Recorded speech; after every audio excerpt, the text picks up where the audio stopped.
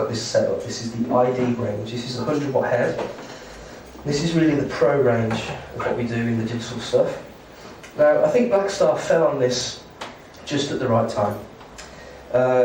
In circles and guitarist circles, guys that are on tour, if you've noticed, quite a lot of bands now, you just see cabs on stage. You don't really see heads. A little bit of a fashion thing. So a lot of the guys are using Kemper and things like Axe Effects and Fractal, high-end modelling. Now, if that's at the top of the ladder for expense and facility for a digital amp, then this is certainly the first couple of steps. Much more affordable. You can build your amp in there. It's not modelling. So, as soon as people generally see LEDs on a digital amp these days, because we've been conditioned from everything we've sold for the last 10 years, me included, when I first saw one, I was like, oh, not another digital amp. But it is way, way different.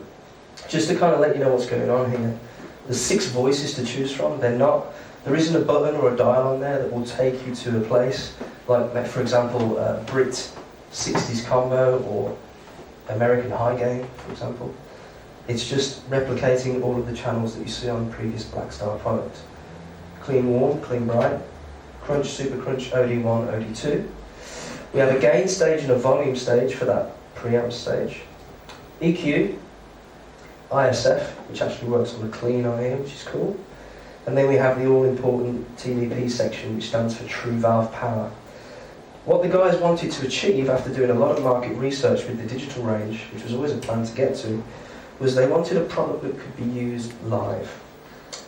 The majority, and I won't say all, but the majority of digital amps sound great at bedroom volume, great in the store when you try it, but when you put it in the gig, it usually gets lost in the mix. It's very hard for the engineer to get it to cut through like a valve amp would. Typically, if you buy a 60 watt solid state amp, it's this loud, and a 60 watt valve amp, it's this loud. Big difference. But now with the TVP ID range, it's pretty darn close, it's balancing there. It's not meant to replace valve. We're a valve company, we always will be. We're going to be making more valve product, of course. It's tradition, that's the guitar, that's the beauty of the guitar tones on records.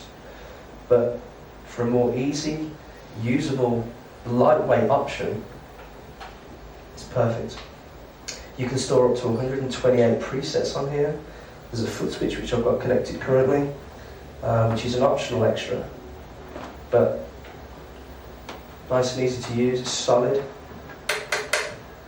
all programmable, tuner built in and so on. So I've got a few presets ready to go. I'm just going to jam along pretty loud if that's cool. Okay. So my presets, I've literally got stored 8 presets.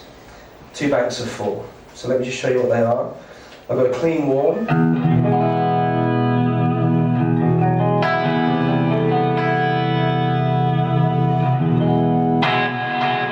Add a little bit of reverb there, a bit of delay for some ambience. Clean bright.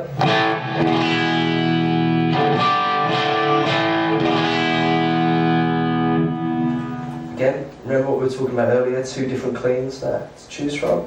We've got a nice classic crunch. A slightly higher crunch. My second bank of 4, which is all I use really when I'm gigging these, is the same again on the cleans, but then the overdrives I've gone a bit harder for the high gain stuff. So let's just jam along with the track. So, for example, if we just start on clean warm, and I'm going to show you the TVP button on and off so you can really feel the difference. Clean warm as our voice, fairly low end on the bass there. Scoop those mids a little bit, treble around about 1 o'clock. ISF USA, 6L6 is my tube, there we go, but I'm going to turn it off for now. And then we have our really nice studio quality effects section. There's 4 reverbs to choose from here, 4 delays and 4 modulations. So I know off the back of my head, because I sleep with these amps, that the 3rd segment is spring reverb.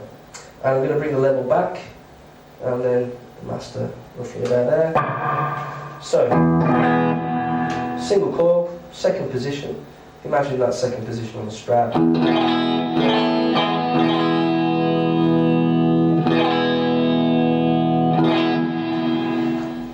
decent sound, you know, but what I'm going to do now is just engage the TVP 606, and hopefully you should feel a big lift and also a change in the way that the pick attacks and everything.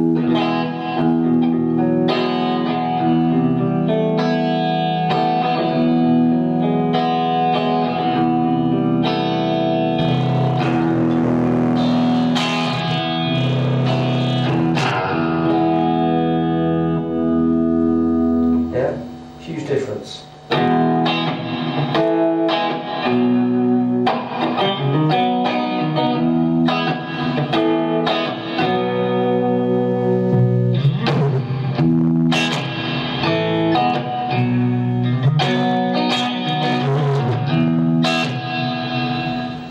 Pretty cool. And that's what you can kind of do. So what I'm trying to achieve there is a classic Fender sound, really. 6R6, warm, clean, American. It's not a twin speaker combo, but it's trying to get that kind of Fender twin-esque feel. So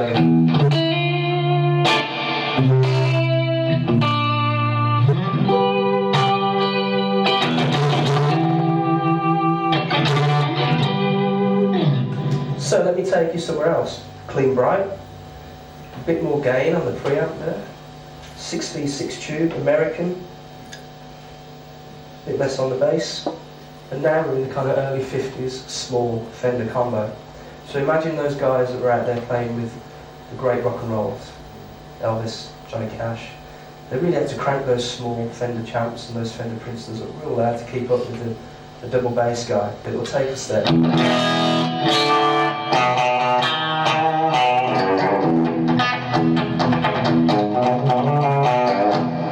know, that real kind of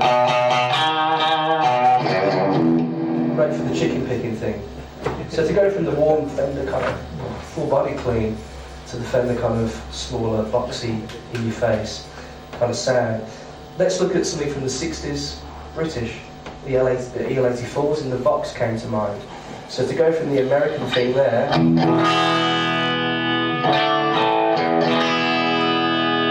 just a small change on the ISF and a small change on the tube, and hopefully we can get that kind of spongier British thing. That Liverpool sound.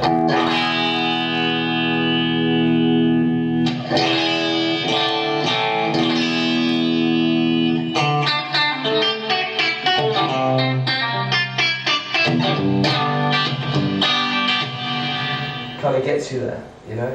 And the only reason I'm cool with doing this is because I looked at the history and I saw the valve, I saw the amp, I built the family tree around the valve. I looked at what amps they were in, the guys that used the amps, the songs, the band. So to convey a decent message to you. For British, back that gain off. A bit more on the bass there, so on the level. Classic Marshall 59 Plexi.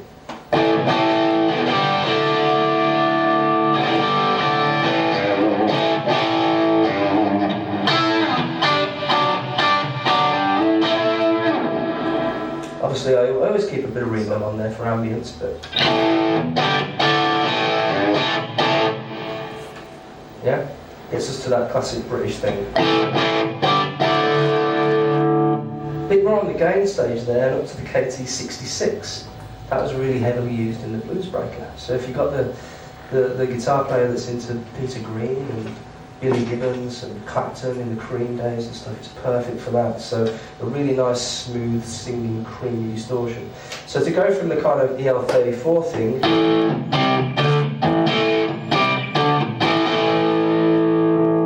'66.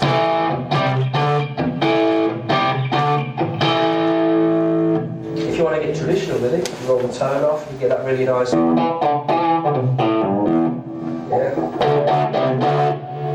All those kind of creamier sounds.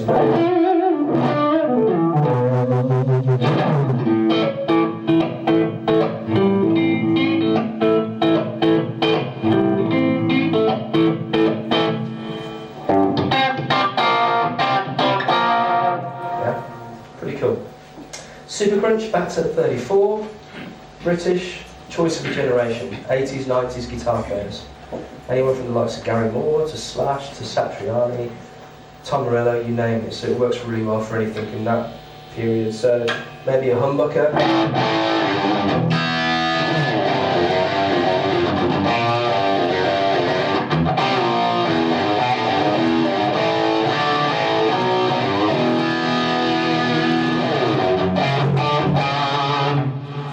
All that kind of stuff.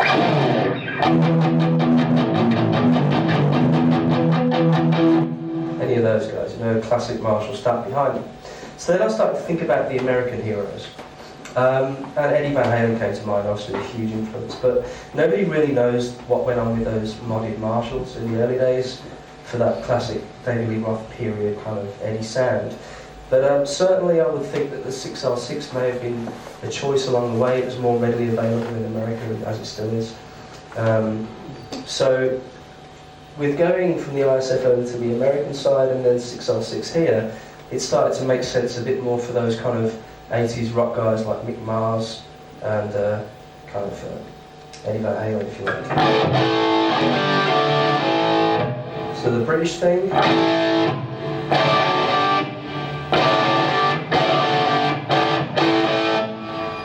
6L6, American.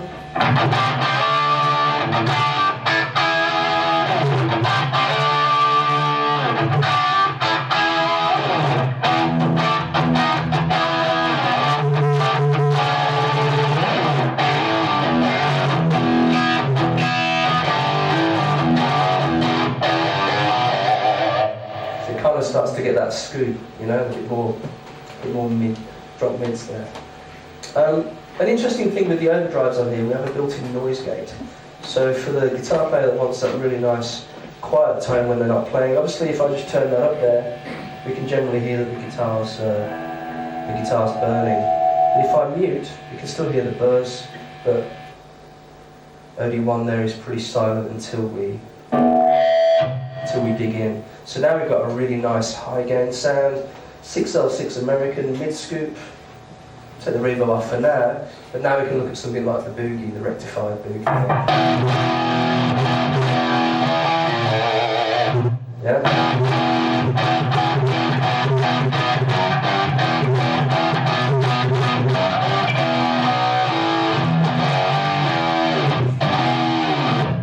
Oh, the Limp Bizkit thing there, and boogie, and when all that came out.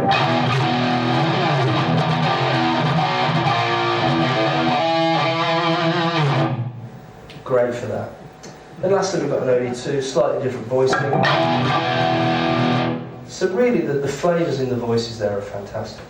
But for me it's all about the marriage of the voicing, the ISF and the TVP to recreate the classics if you know them and how they were built, but also making your own amp. If we have a really high gain OD2, the ISF somewhere around about 11 o'clock, which I don't know where that is, it's probably in the water somewhere, if it's between the two islands, and maybe a 6V6 tube, and that's an amp that you can't buy. You can't buy a high gain amplifier with a small compressed 6V6 valve, but it might be the sound you're looking for.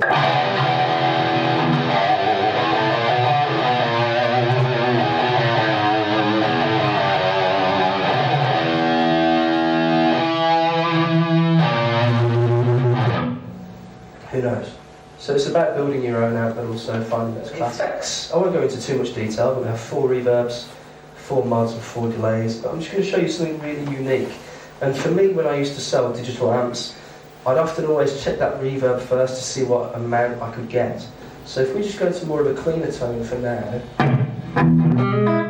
maybe a 6L6 American there. Okay, so spring reverb. Let me just show you the reverbs for now. So if we just put a large level on there, these are the flavours. So we get room, hall, spring, and then plate. So 4 different flavours to choose from there, but it's hugely versatile. If we go to the beginning of the spring reverb and bring that level to kind of mirror that setting, it is virtually your classic spring reverb from any decent valve amplifier.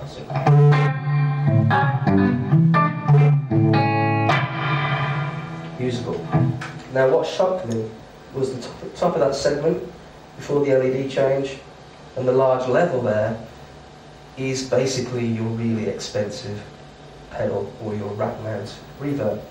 And this was a big test for me, because when I play guitar by myself, I like to mess around with delays and ambient noises and such, and this was the big selling point for me when I first heard one. So just to give you that demonstration, I'm just going to do like a volume swell, ideally with a pedal, but I'll do it with the guitar for now. But I'll play some chords and bring it up, and it kind of starts to sound like a synth, you know.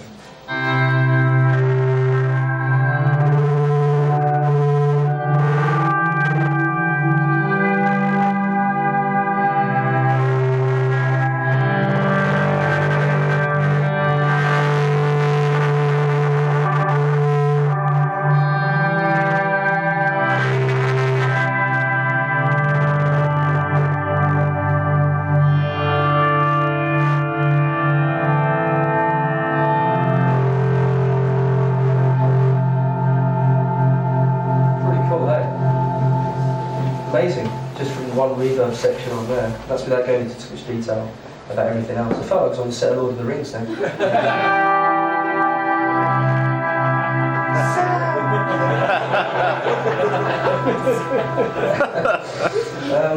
So yeah, I mean, we can obviously bring that back to a more suitable level, you know, to match some more ambient styles, like, you know, fans of Jeff Buckley.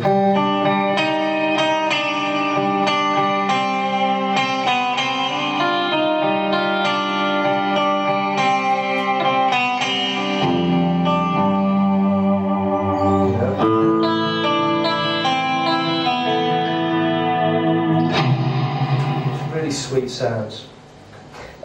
If we choose a reverb that we like there, for example, we can look at the delays now. So we get a linear, which is very clear response. Let's get a bit more of a faster tap tempo. We've got analog. It's a squelch repeat. We've got a tape echo. So it kind of flutters in pitch. And then also we've got a multi-tap. This is a really nice one. It's a tempo-driven delay. But if you get it right, you can get some really nice kind of Gilmour-esque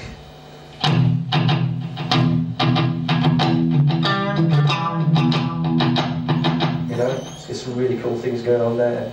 Remember the old Satriani lick from Flying in a Blue Dream, if anyone's got that album? I think it's I Believe.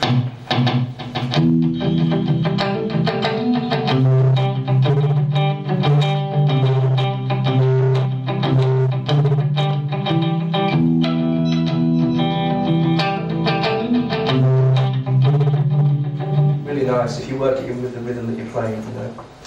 It even sounds pretty good for the spacious stuff. You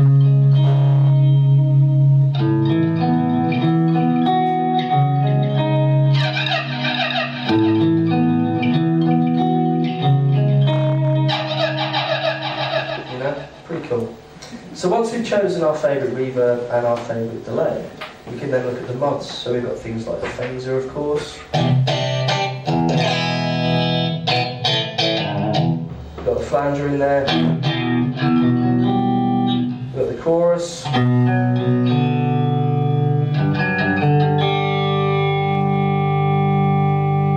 Tremolo. We've even got a sort of rotary in there as well. And also a slicer effect. It's really versatile, man. Great effects section. So if we just choose a chorus there for now so we can hear what's happening, and then we can add the other two back in, so you can have 3 simultaneous layered effects. You have a string reverb, a multi-tap delay there, and a chorus.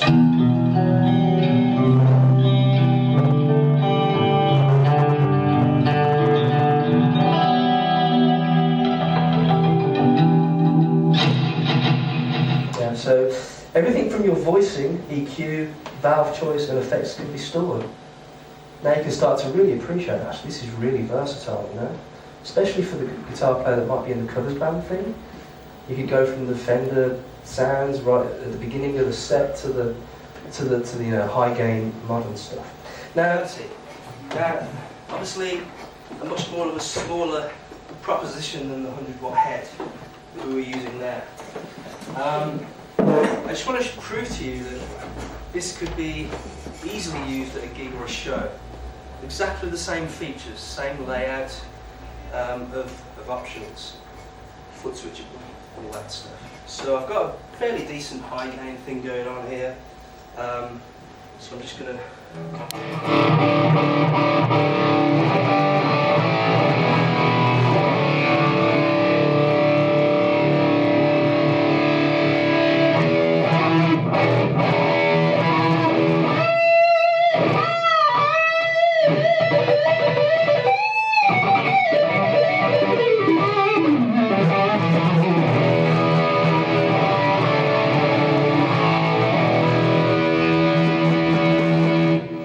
snare set up so somebody can jam, but hopefully you can appreciate that at least with a mic in front of it, definitely giggable, as well as being the practice. Pretty cool. Now, bringing us right up to date, ID Core. When the guys built ID series for our digital range of amplifiers, it's taken a couple of years for people to really get the idea and the fact that it might be a little bit more than most of the other digital ranges. What I try to talk to people around the world is that when you go in to have a look at these amps, actually put them up against an equivalent valve amp. Don't be afraid to do it. It's not meant to replace the valve amp, it's meant to get pretty darn close and still have the clarity and the feel of what a guitarist needs. ID Core fits into that lower bracket, home practice amplifier. So the first thing to tell if a customer or consumer comes in and says, okay, well, this is a 40 watt black box with Blackstar on it, it's non-valve, that's a black box with Blackstar on it, that's non-valve, what am I getting here? The simple thing is, look at the size of the timber. You know, that's built to go in the back of a truck, or a boot, or a trunk, and away you go to your gig, or about practicing. This is most certainly a home amp. The other thing that sets it apart is that the 10 watt, the 20 watt and the 40 all have stereo speakers, okay? So they're full range, flat response. So they sound amazing for audio. So think about the times that you're watching YouTube, using the software that we've just shown you. It works exactly the same with these as well. Watching something through your iPad, your tablet, your laptop, a movie, whatever it might be, listening to music, these are stunning. So, this is the 40 watt that I'm just going to show you now. If I can just grab my audio cable, bear with me a second. Alex, do you have some music on your mobile device that we can have a listen to? Because mine's pretty limited. Something with some low-end bass going on. So what we're going to do now is, before we show you the guitar tones, is just show you some music through there, and then hopefully I can get the key. Don't choose something really complicated. I'll get the key and just jam along, so... Okay.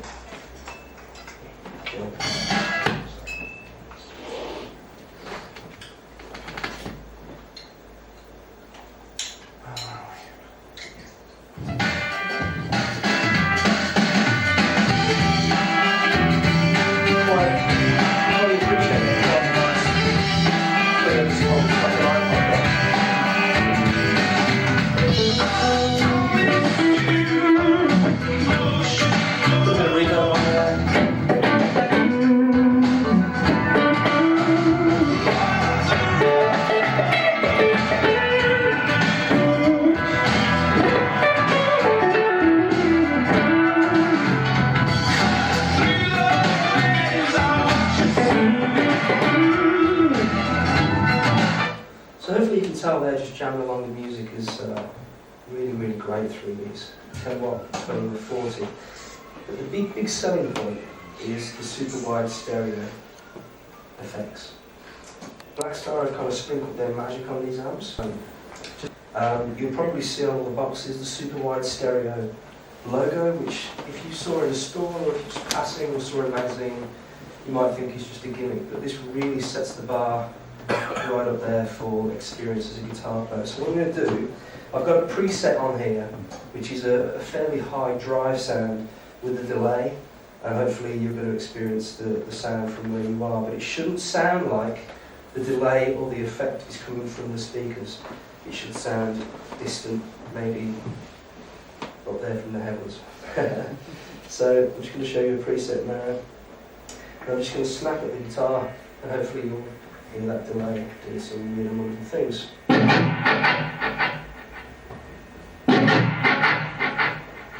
Yeah, sounds like it's elsewhere. It's pretty cool, eh? And this is the, I mean, Matt, what price are you looking at for the cores? Really cheap. 179 for the 10. Yeah, 179 for the 10, 249 for the 20. and Three, so they're all 1, 2, 3, 7, 9 pack. there you go.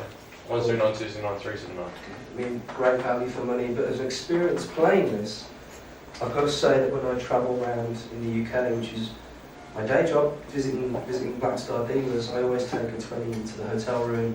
I watch my movies through my iPad on there, have a little jam, and the delay is just a surreal thing. Sometimes I'm sitting there in the hotel room and I think, is there someone in my bathroom with a guitar?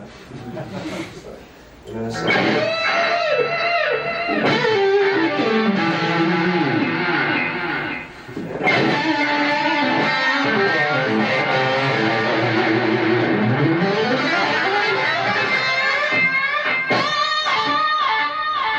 and that sound, it doesn't sound like it's coming from the amp. It's pretty cool. It sounds like something else is plugged in.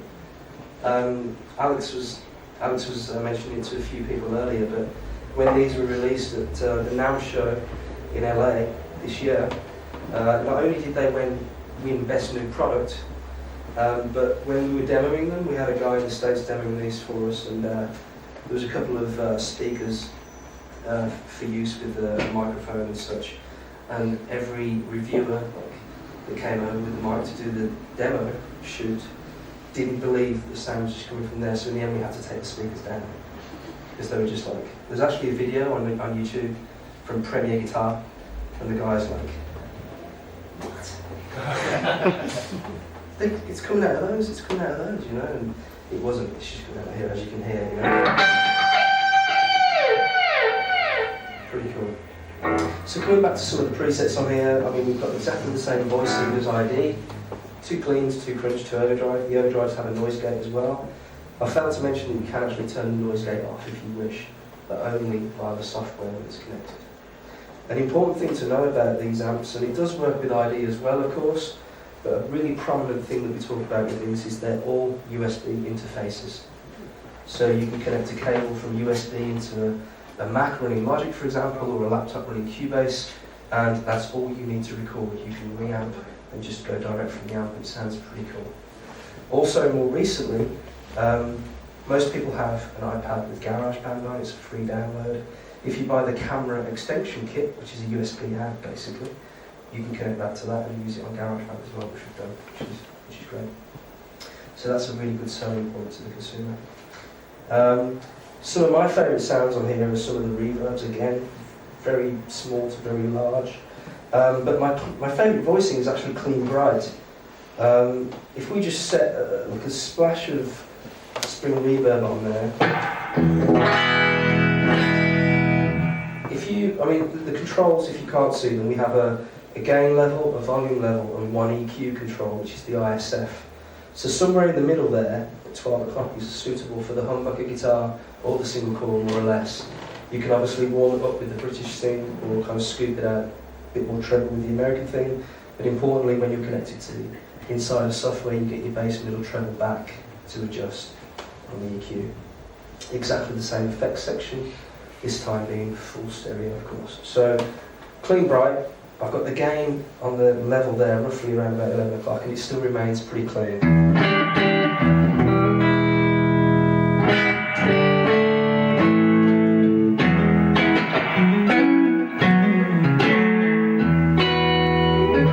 Sounds nice being this side actually, hearing it kind of bounce over there.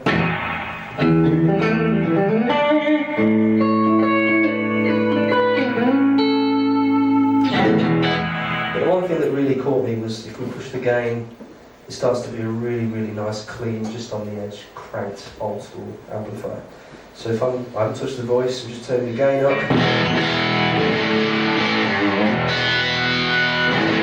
Which is virtually an overdrive. That's still clean voicing. Pretty cool. Single coil. Really cool. And that's really the ID core. Of course, there's all the same effects that we've looked at here: 4 delay, 4 mods, 4 reverbs. But very simplistic, really nice and lightweight. Comes with a little handle, of course, there. The 2 pins on the side are there permanently, so maybe you can attach a normal guitar strap, which will obviously reach higher, so you can put it on your shoulder, initially think. But thank you very much.